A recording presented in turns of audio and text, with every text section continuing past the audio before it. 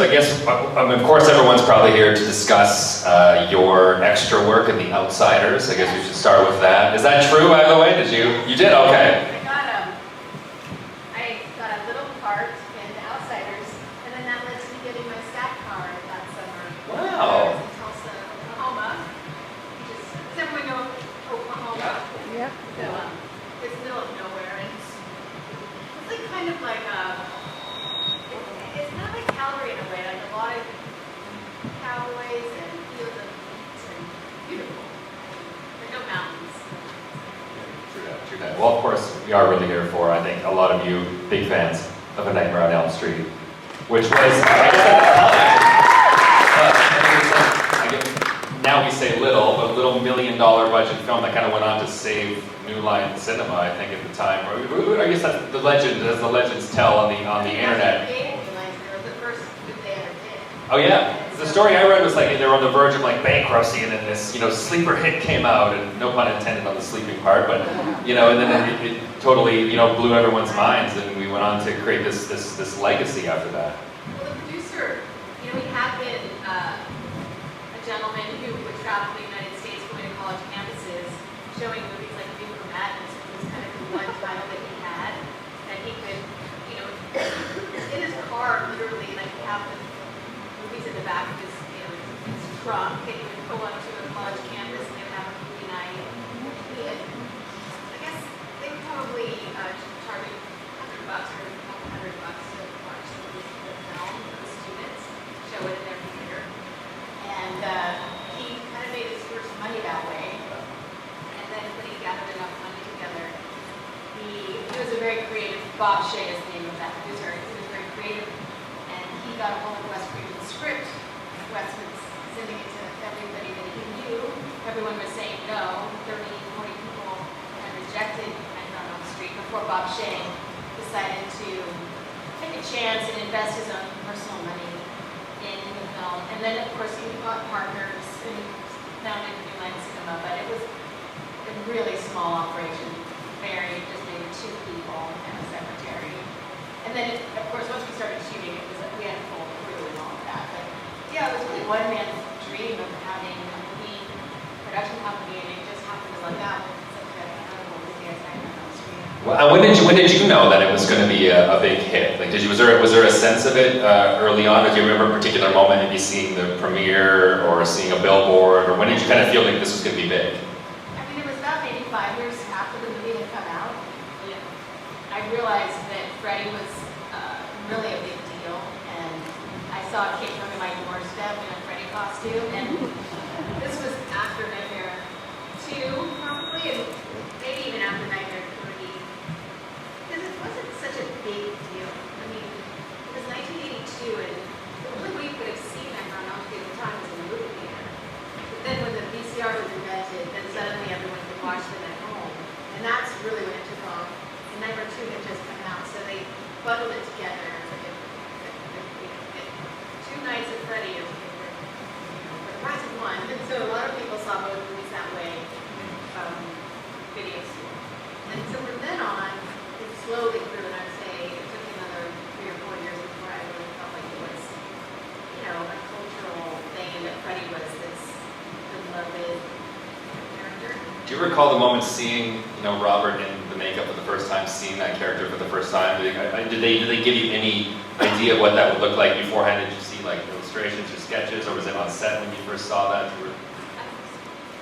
See, I'm remembering never seeing him until I saw him on set. That's what my memory is. I mean, I saw him getting into the makeup, but if you've ever seen behind the scenes of someone getting into makeup, they're sitting in a chair, and they're usually wearing their own t-shirt, and there's like 7 guys, not 7, but in this case 3, putting the makeup on, and everyone's laughing and smoking and having fun. And I guess it's a really casual environment, and he doesn't have his costume on, of course. So I probably checked in and just said, "Hi, Robert.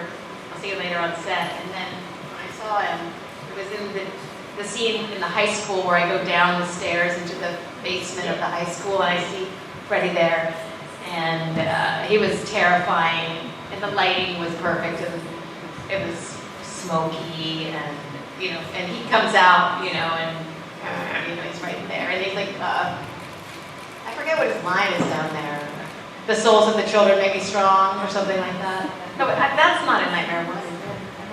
When you were 20 years old at the time of the first one, is that correct? And there's a line, I think, when your character looks in a mirror, she's supposed to be 15, and she says, "Oh God, like I look 20." Was that part of the script originally, or was that kind of ad-libbed on the that day? was definitely in the script, because actually it was Wes Craven's daughter, Jessica, who was only, she's probably 12 or 13, and Wes tells the story that they were having a fight, and she was crying, and it was very fraught. And then she looks in the mirror and she goes, "God, I look 20 years old." And Wes just thought that was the funniest line ever. And so Wes' sense of humor was really well developed. A lot of the script is funny, and I think that's why Freddy is so successful, is that there are these funny moments all along the way that help you relax. And what I always tell people is when you're doing horror movies, you have to give people an opportunity to get really tense, but then you also have to give them this moment where they can totally relax. And so Wes, the whole movie is just like that, like a sine curve too. Now we've got so many fans here. I know many of you have questions. We do have 2 audience mics, but before we get to you guys, there is so much out there about these films, about yourself. We've lived with these movies for so long. I was hoping we could maybe clear up. If anything's a rumor, you let me know. Let's dispel some rumors. Well, first thing about yourself I found, and this is true, that you founded the Malibu Gum Factory, and you sold cards gum that had trading cards with surfing stars on them. Yes. This is true? Is this good or bad? Yes. Okay, it is true. That's how does one start a gum company? Well, when you are an actor, you have many, many, many, many months of no work and nothing going on, and you feel, what am I going to do with my time? And it just so happened that at the time my husband was also, he was working with some Japanese businessmen, and we came up with this idea of making Malibu gum because Malibu rum was such a popular rum, and so we designed a package that was very cool, and we live in California near the beach, so we kind of pitched this very beachy thing, and then we allowed people who were surfers to send their picture in. And I would put them on these little trading cards. Cool. Have you ever seen one of those pop up at like a convention? Anyone ever bring you a pack? No, no one ever has. Oh, well, get out there, find them. So, but he didn't really write the tune for me to sing, and so at the time my significant other was a musician. And I sat down with him the night before, and I said, "What am I going to sing? I mean, I don't even know what to sing." And I don't want to do it like the nursery rhyme because that's in the major key, and it's really a happy little song. And so he sat down at the piano and he gave me the tune to sing the next day. And so when I saw Wes, I said, Alan and I worked out the tune, and he's like, "Thank God," because I hadn't even thought about that part today. Like he just thought I would wing it, and I'm like, "Wes, you can't wing anything, especially to be in a bathtub all day long." I didn't want to wing it. I wanted to be in there as short amount of time as possible. And there's another story out there about as far as the sequel, Nightmare on Elm Street 2. It's widely believed, I think by a lot of fans online, that you were asked to be in the sequel and maybe said no, or were you not asked to be in the second one? It was never asked. me. Never going to be me, yeah. Okay. So that script was written by somebody else. Yeah. And Wes was no longer writing or directing for Bob Shea. And they decided that there was the house that was, the haunted thing. The house was the thing that got Freddy where he was located. And so as a result, that's why they had this house, and they find Nancy's diary, and it's where Freddy his spirit is there. But then in the Nightmare 3, they asked Wes to write the next script, and he really wanted to bring Nancy and Freddy back as a dynamic duo.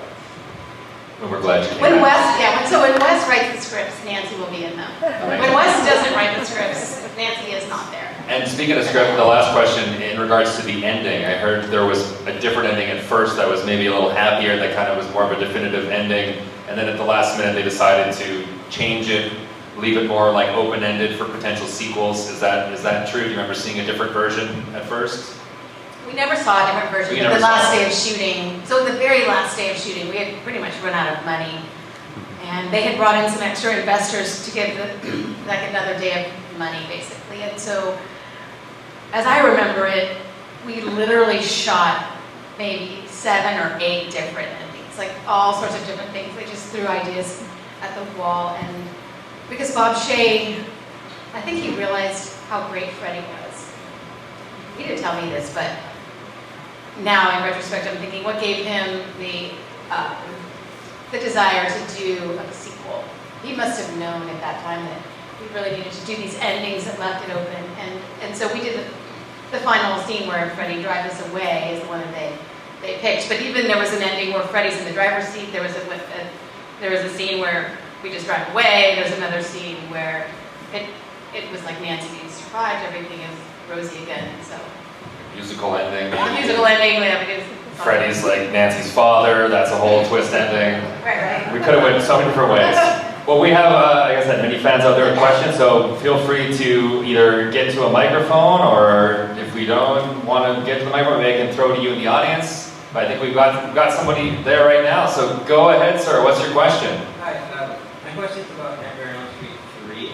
How long did it take to shoot that scene with Freddy's snake? Just one day. That scene took just one day.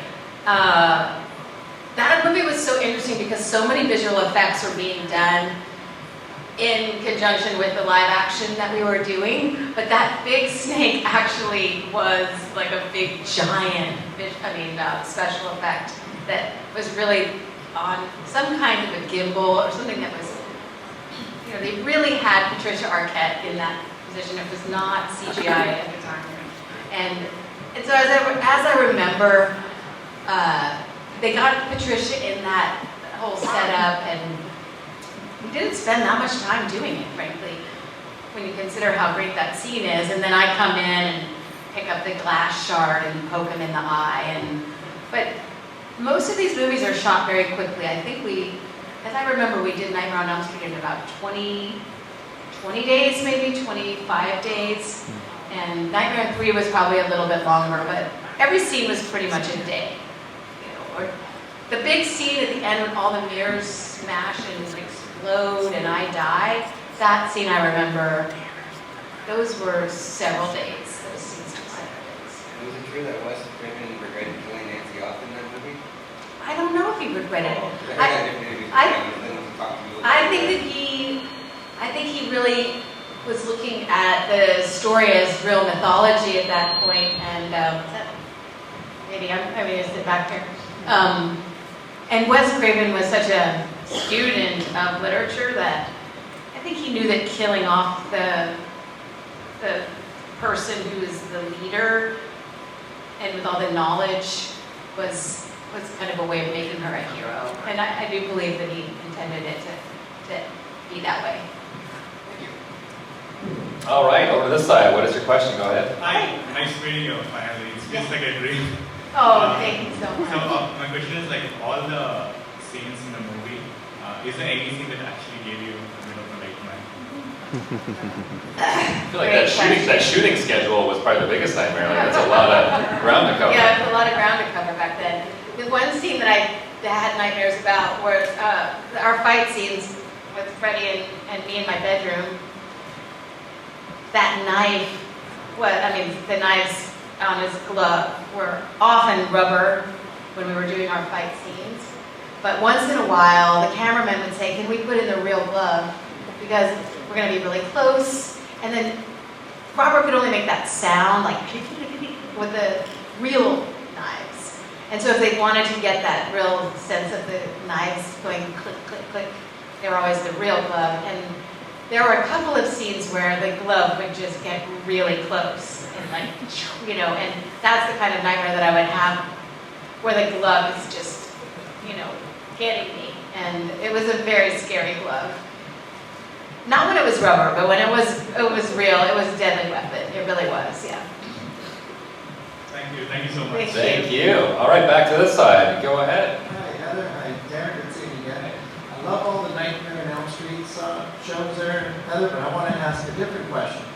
In the late 80s, you were on a TV show that I really enjoyed called Just the 10 of Us. Yes. Do you ever know why it didn't go further? Because it was funny to me why it got canceled. Well, we had a lot of theories. They never tell us, they never really tell us why anything happens. actors are like the last to know. But I have a feeling, I mean, some of the theories are that, you know, even though we were this big Catholic family, if you really pay attention to some of the lines, that we did poke a lot of fun at the Catholic Church. And there was some very kind of irreverent lines. And I think that perhaps someone was offended who thought that it was a little bit too cheeky and perhaps it wasn't appropriate for that kind of Friday night TV. But I don't know if that's the reason. I know I've heard that. I know too that sometimes producers get off on the wrong foot with the powers that be with the network in those days. And perhaps that our producers had done or said something that really made them lose faith in our show. But I think it was such a popular show, and it was really beloved by so many kids who watched it back then. It's ironic is you and one of your castmates are also killed with Freddy Krueger. I know. So, Who knew? That was a total coincidence, and nobody knew about that. it was a good show. I enjoyed seeing it. Thank you. Thank you. Thank you. Okay, over to you. What is your question? My question is, were there anything, like while you were shooting for the first Nightmare on Elm Street movie, were there any specific scenes or like parts that you just really loved shooting? That's such a good question. Well, ironically, those same scenes with the Freddy glove are the ones that I really loved the most where he was chasing me. I felt really powerful. I always loved, Robert often would kind of choreograph our fight scenes, you know, the one where the pillow explodes and all the feathers are flying through the room, and then you get on the bed and you fall off, and then I hit the alarm clock so that it'll wake me up. I just felt all those scenes were so ingenious, the way that Wes put them together. But maybe my very favorite moment was when I light the match and catch him on fire with the gallon of gasoline down in the garage. The little open bottle of gasoline we all keep in our garage. There were just so many fun parts like that, but that scene was really, there was really fire, and there was really like a lot of planning, and the stunt people were very involved, because once I caught Freddy on fire, then that stuntman actually, that's one of the longest examples of a stuntman on fire, especially at that time. It was like over a minute or something he was in flames, which for most movies, once the person's on fire, they quickly roll it, you know, in a blanket, and he gets out of the flames. But Tony Caesar, who is the name of that stuntman, I think he was on fire for like a lot of time. And because running up that stairs, and they had to, you know, it took longer than they expected, I think. But that was really fun to watch people make such an exciting scene like that. Thank you. Thank you. All right, back to this side. Go ahead. I like this format. It's great. Flying through. I really loved New Nightmare, and Thank you. I think it was years ahead of its time, the way that the story was on it. Really was. And I know everyone wants to see another movie and another review in it, but I just wondered if there was a sequel to that. Next Nightmare. Right. I would love to see continue from that storyline. Me too.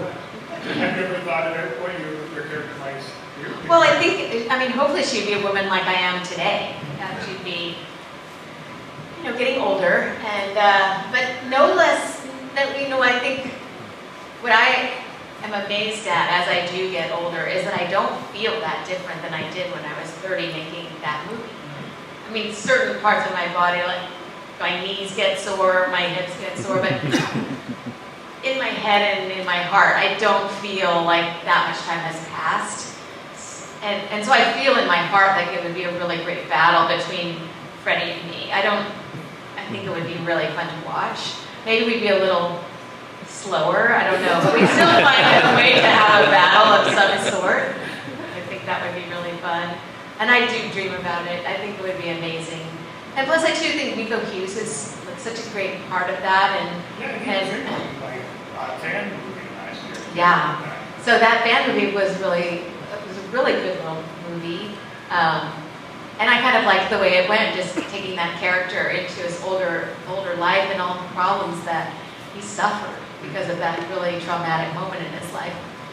But that script was really groundbreaking, and it did open the door to like so many movies of the 90s, and of course the Scream franchise and all of that. Thank you. Yes, thank you.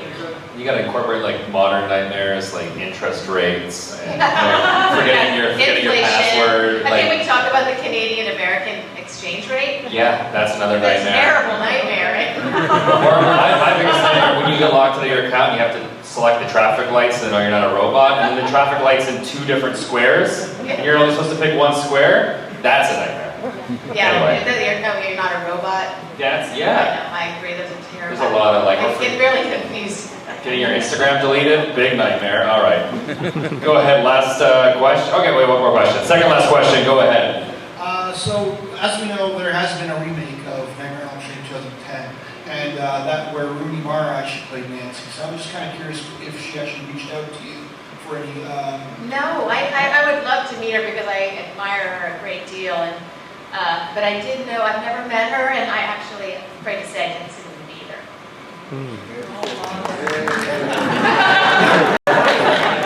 You know, the reason I didn't is that my mind is so impressionable. I think all of our minds are, but if you realize that your mind is impressionable, you sometimes take a little bit more care about what you put in it, and I just couldn't bear the idea that I would ever think of anybody else but Robert as Freddy. So, I knew that if I saw it, I probably would admire it a great deal, but I didn't want to ever have a vision in my mind that wasn't Robert England as Freddy Krueger. And speaking of watching the films, you know, they're always played. Everyone, I mean, owns a copy at this point, but you know, especially around Halloween, they do like the marathons and stuff. If you're scrolling through TV at night and you see one of those films, do you watch it or That's do you? a really good question. I usually do. Yeah. I'm like, oh, I better sit down and watch this. Because some people don't. I never get tired. I never get tired of them. I just think that they're so imaginative, and as time goes by, you see different things in there. When you know, I've seen Nightmare on Elm Street. I don't know, maybe 100 times. I don't know. But every time I see it, I still notice things, and things that either my memory sparks a memory, or I just notice the sets, or I look at some of the sets, especially my bedroom. If you really look at it, there's a lot of things going on in my bedroom. Well, as a very specific follow-up to that, is there, you know, there's a lot of information out there about the films and the Easter eggs. Are there any like little Easter eggs that maybe you've recently noticed, or things that maybe the internet hasn't noticed that you could? Well, I don't think that people. I think at this point we've kind of uncovered a lot of the little things hidden in the film, or. A lot of times as an actor, you get on the set and you don't have a lot of time to investigate what the set designer has put up there for you. But I know that a lot of people know this now, that when I'm trying to stay awake and I'm laying on my bed, I'm watching a movie on my little television, and I'm watching Evil Dead. And sometimes people don't realize that that's the movie that I'm watching, because Wes Craven really admired that movie, and it had just come out. I mean, maybe, I don't know when Evil Dead came out. Yeah, it was around that, yeah. It was around that time, and so Wes and these other filmmakers were kind of winking and nodding at each other through that. Cool. Yeah. Okay. All right, and then over to you. Last question. No pressure. Go ahead. I'll see what I can do here. Oh, you were great radio voice. I used to DJ, so. Yeah. First of all, thank you for being here in the falls. Between you and Leah Thompson, 14-year-old me is weak in the knees. I know what you mean. Shannon Elizabeth is coming to Buffalo. I'll hit the trifecta by the end of the month. So. And I absolutely adore you. And He just forgot his question. He's like, oh. I lost his thought. I'm crushing power here. But I know you do a lot of special effects stuff now, especially like Cabin in the Woods, which was fantastic. We shot that in Toronto. Yeah, and one of my favorite movies of all time. And you guys did the Merman. Oh, great! I love the Merman. And I was It wondering. was. I have to say that I contributed to the Merman in this one aspect that I said we really need to have blood coming out of that blowhole. And so, a bloody blowhole, that is like something that my husband and I talked about for a long time. Being in the special effects now as you are, do you ever go back to like the old movies, like the Elm Street movies, and look at some of the effects on those and think, I would have done this Not bad this way. for, Well, the night that we shot Freddy in the alleyway with his growing arms, that special effect, you know, when it's like, that wiggly arm. I looked at that, I mean, I didn't even know anything about special effects back then. Now they put them outside car dealerships.